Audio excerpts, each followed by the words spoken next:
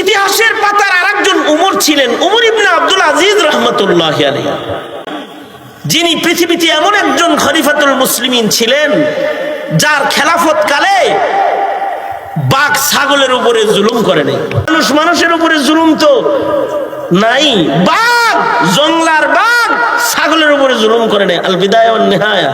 এক বুড়ি চিৎকার দিয়ে বলতে লাগলো, এই ওমর ইবনে আব্দুল আজিজ মরে গেছে রে।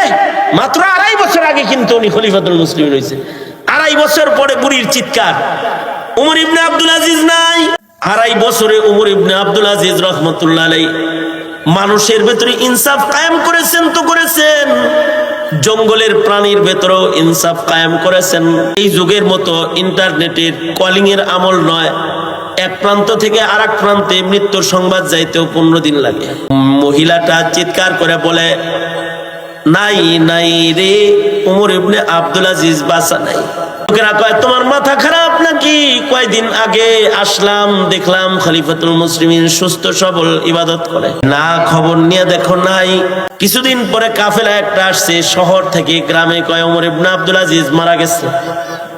সবাই মিলা মহিলার কাছে যায় বলে, ও বুড়িমা, তুমি কেমনে জানছিলা ওমর ইবনে আব্দুল আজিজ মারা গেছে? মহিলা বলে, নিজের চোখে নদীর ঘাটে 2.5 বছর যাবৎ দেখি বাঘ ছাগল একসাথেও পানি পান করে, কিন্তু বাঘ ছাগলের উপরে আক্রমণ করে না। আজকে 2.5 বছর পরে নিজের চোখে দেখলাম বাঘ ছাগলের রক্ত পান করতেছে। তখন বুঝেছি ওমর ইবনে আব্দুল আজিজ নাই রে। ওমর ইবনে আব্দুল আজিজ যদি বাঁচা থাকতো তাহলে বাঘ ছাগলের রক্ত পান করতে পারতো না। মাত্র 2.5 বছরের খেলাফত কালে জঙ্গলের জুলুমও বন্ধ করেছেন। সুশাসন প্রতিষ্ঠা করতে 50 বছর লাগে না, 50 বছর লাগে না। শাসনের মতো শাসন হলে 2.5 বছরেও জঙ্গলেও ইনসাফ কায়েম হয়ে যায়। ওমর ইবনে আব্দুল আজিজ রাহমাতুল্লাহ আলাইহি 2.5 বছরের খলিফাতুল মুসলিমিন। কারণ খলিফা হিসাবে শুধু ওনার শোহরত না, আবেদ হিসাবেও ওনার শোহরত। আবেদ কেমন ছিলেন? যে ওনার ইবাদতের তাসির ওনার ঘাম দিয়া বাইর হইতো। ওনার গায়ের জামার সাথে জামা ধুইলে সেই জামার ভেতরে 40 দিন মেশকে আম্বরের ঘ্রাণ পাওয়া যেত। ঠাকুর মারজুরির গল্প না, আমাদের আকাবিরদের জীবন এমনই যে তারা ইবাদত করার কারণে তাদের কবর থেকেও খুশবু বাইর হয়। ইমাম বুখারীর কবর থেকে 1200 বছর যাবত খুশবু বের হচ্ছে। আল্লাহ জানে কিয়ামত পর্যন্তই হয়তো হবে, কোন আতর ছিটান লাগে না। ইমাম বুখারীর দেহ মাটিতে আছে, মাটির থেকে খুশবু বাইর হইতেছে। আল্লাহু আকবার করে বলেন। আমাদের বাংলাদেশের বুজুর্গদের কবর থেকেও খুশবু বের হয়েছে। শেষ বেলায় মানুষ কবরের মাটি শুদ্ধ লয়ে গেছে গা। এই ওমর ইবনে আব্দুল আজিজ রাহমাতুল্লাহি আলাইহি আবেদে খাস। আর তাকওয়া আল্লাহর পরিমাণটা কি রকম? ওমর ইবনে আব্দুল আজিজের কাছে একবার উর্দুন থেকে 2 টুকরি খেজুর হাদিয়া আসছে, উর্দুন প্রদেশ থেকে। ওই প্রদেশের গভর্নর ওমর ইবনে আব্দুল আজিজকে 2 টুকরি খেজুর হাদিয়া পাঠাইছে, নিজের পয়লা বেতনের টাকা থেকে আমিরুল মুমিনিনকে হাদিয়া। ওমর ইবনে আব্দুল আজিজ রাহমাতুল্লাহি আলাইহি উনি খেজুরগুলো পাইয়াই উনি বললেন, কে পাঠাইছে রে খেজুর? কয় উর্দুনে গভর্নর পাঠাইছে। বড় দামি খেজুর, উর্দুনে ভালো খেজুর চাষাবাদ হতো তখন, সবচেয়ে দামি খেজুর আপনাকে দিছে হাদিয়া।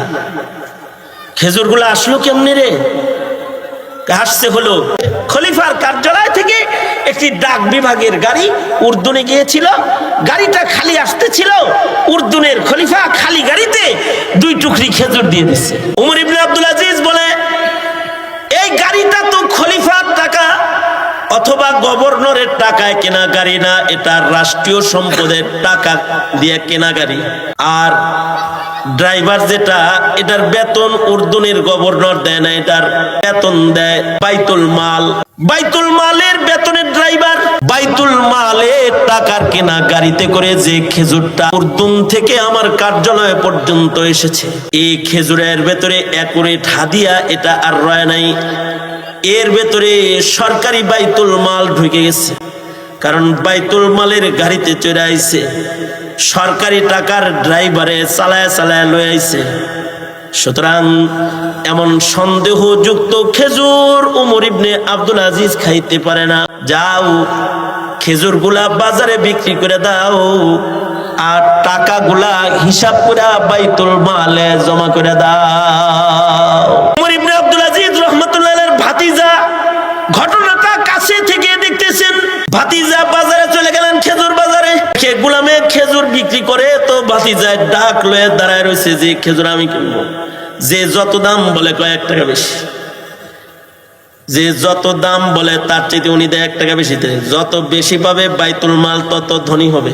দাম উঠছে 14 টাকা, ভাতিজায় খেজুর কিনা লাইছে 14 টাকা দিয়া। না 2 টুকরি খেজুরের 1 টুকরি নিজের বাড়িতে রেখে আর 1 টুকরি খেজুর ভাতিজা নিজের মাথায় করে চাচা উমর ইবনে আব্দুল আজিজের সামনে দাঁড়ায় বলে, চাচা যান, ভাতিজা হয়ে কি চাচারে কিছু খাওয়াইতে পারি না? বাজার থেকে মাথায় করে কিনে আনছি, হালাল খানা, এটা চাচাজিকে হাদিয়া দিতেছি। খেজুর গুলা উর্দুনের মনে হয়। খেজুর গুলা আমি ক্রয় করেছি, বাইতুল মালে টাকাগুলো জমা করে দিয়েছি, কোনো টেনশন নাই চাচা যান। আমার টাকা দিয়ে কিনা আমি মাথায় করে আপনার কাছে পেশ করেছি, মেহেরবানি করে খেজুর গুলা একটু খান। উমর ইবনে আব্দুল আজিজ বলে, হ্যাঁ এখন এই খেজুর উমর ইবনে আব্দুল আজিজের খাওয়ার উপযুক্ত হয়েছে।